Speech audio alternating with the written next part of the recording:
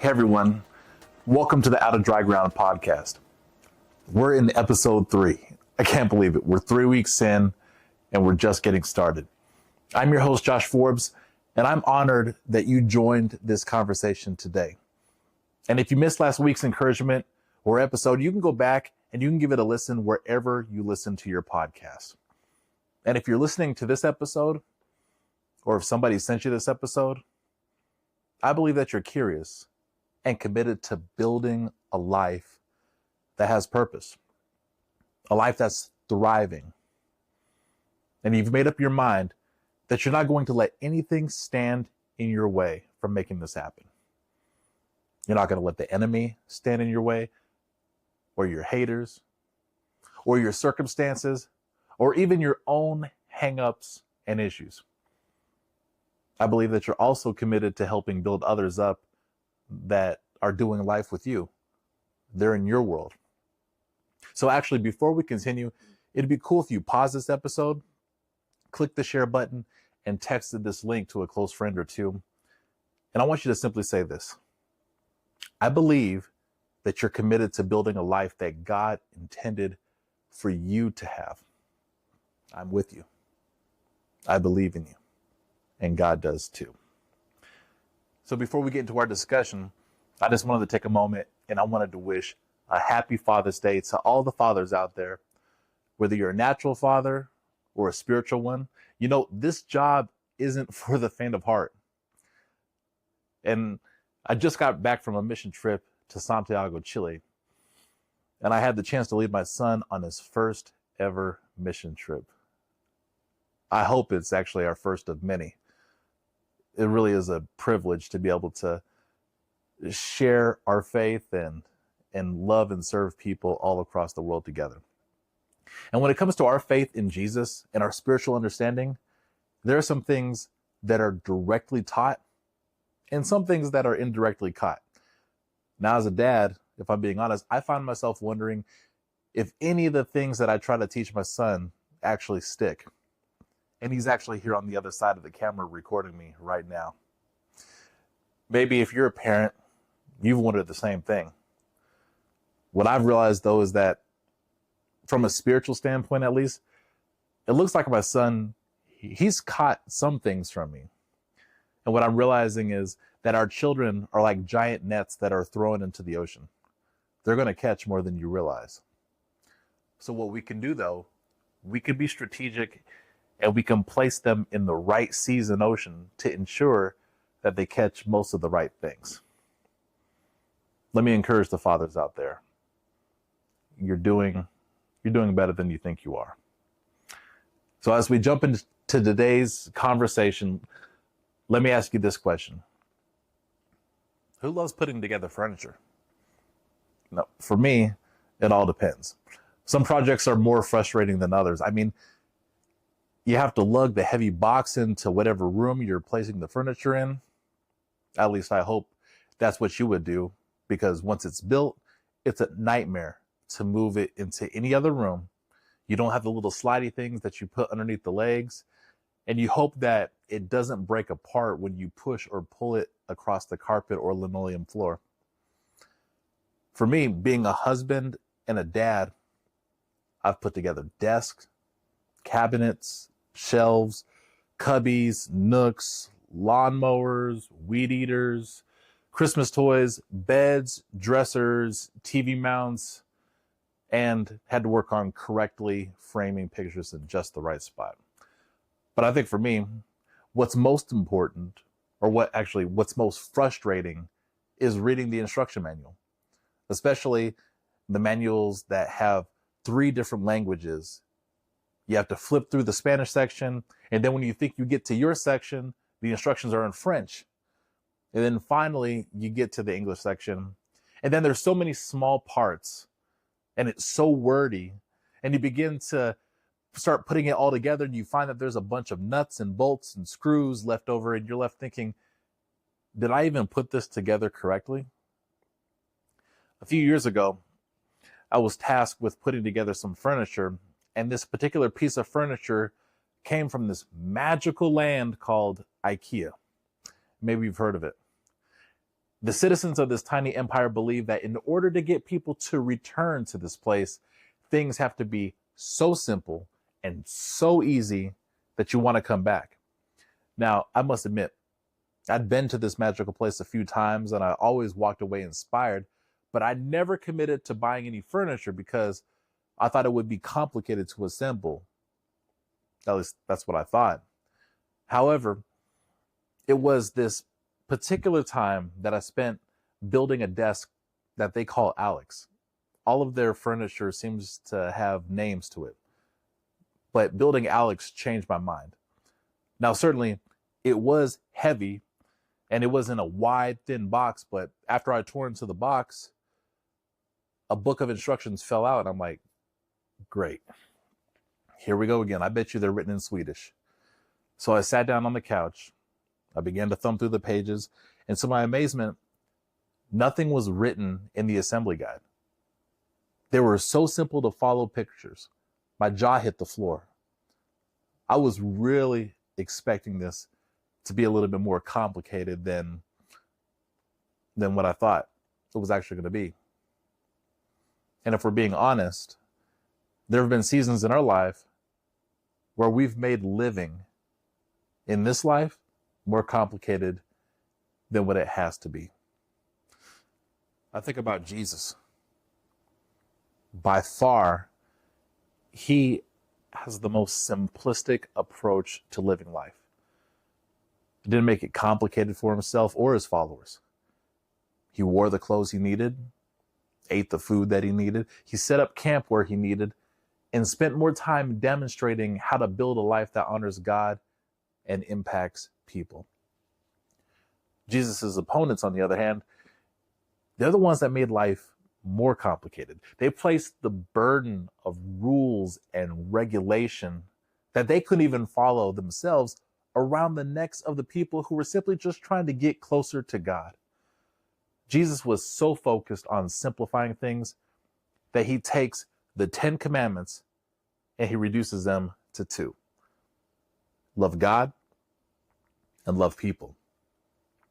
In Matthew 7, he gives some practical wisdom for just how to build our lives so that we can stand the test of time. Jesus has been and always will be about longevity. So he says this: anyone who listens to my teaching and follows it is wise, like a person who builds a house on solid rock.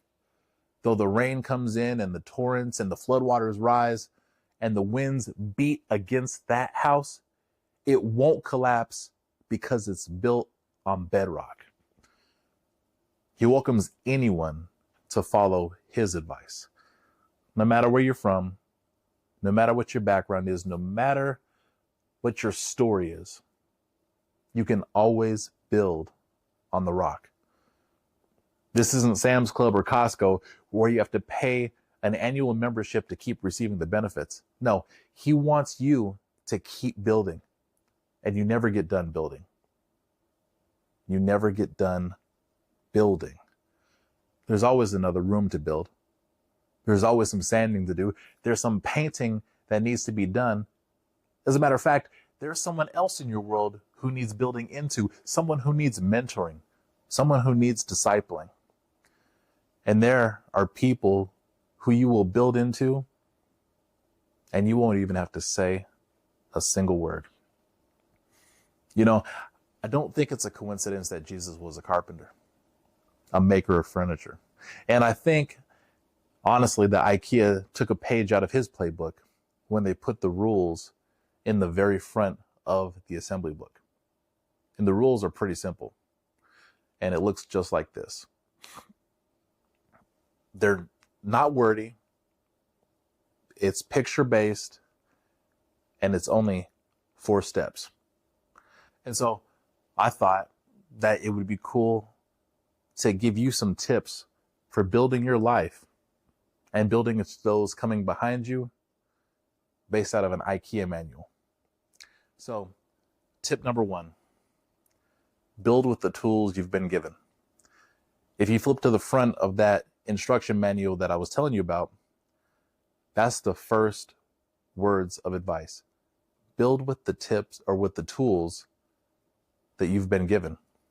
In 1 Peter 4:10, it says, each of you should use whatever gift you have received to serve others as faithful stewards of God's grace in its various forms.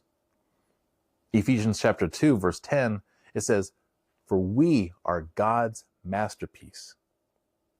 He has created us anew in Christ Jesus so that we could do good things he planned for us long ago. Use the tools that you were given. You are fearfully and wonderfully made. God doesn't make mistakes, and he's not going to start with you.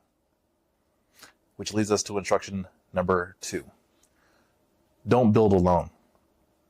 We were never meant to be alone, so why would we build alone? Ecclesiastes chapter 4, verses 9 and 10 says, 2 people are better off than one, for they can help each other succeed. If one person falls, the other can reach out and help. But someone who falls alone is in real trouble. Think about that. Someone who falls alone is in real trouble. Jesus designed us to be in community. He designed us to be mentored. He designed us to be discipled. And he also designed us to mentor and disciple others.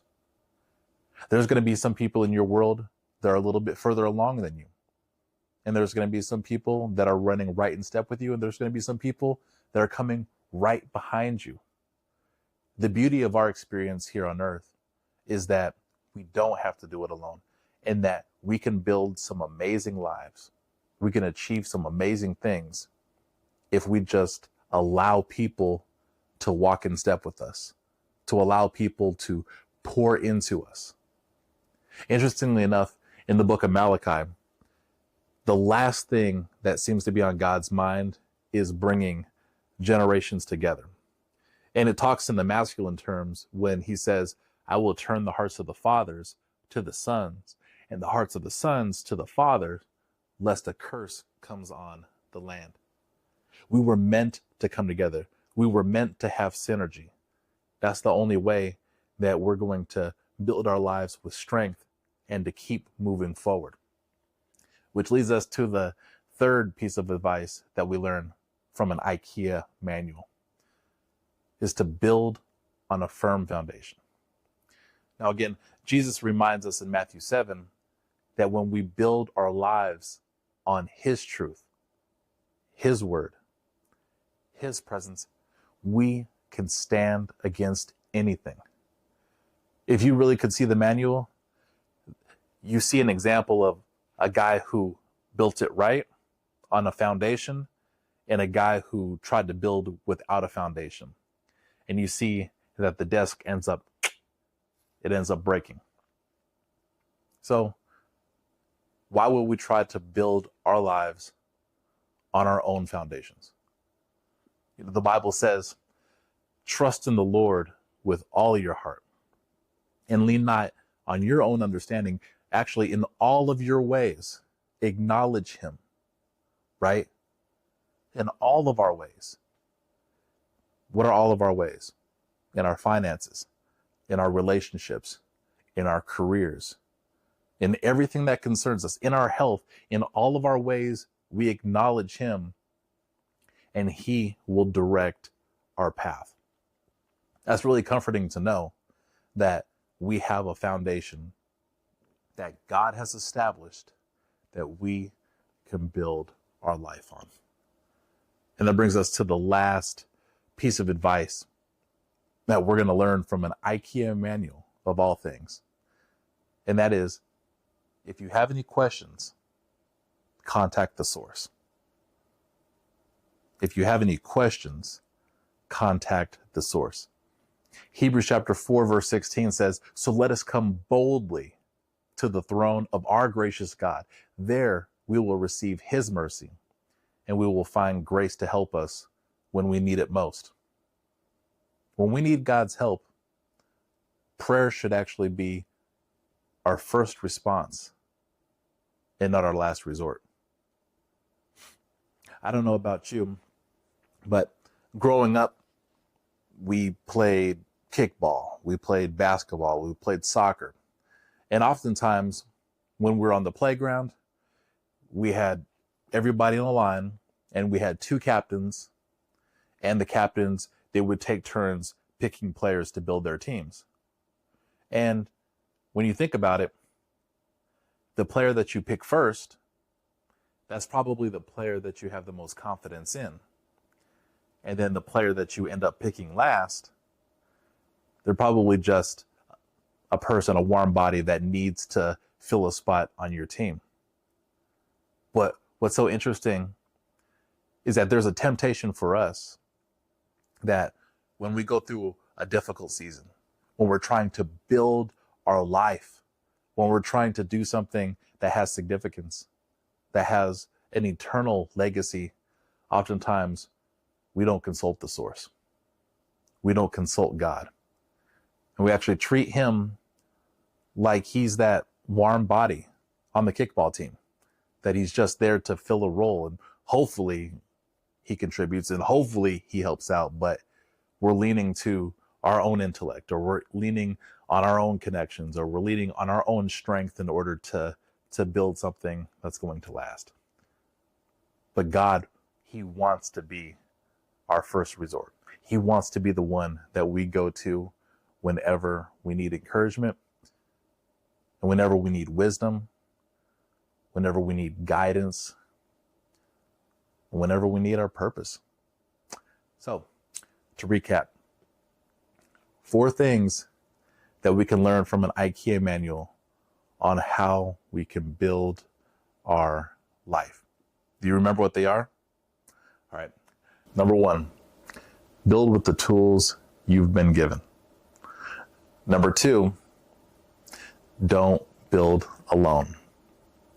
Number 3, build on a firm foundation.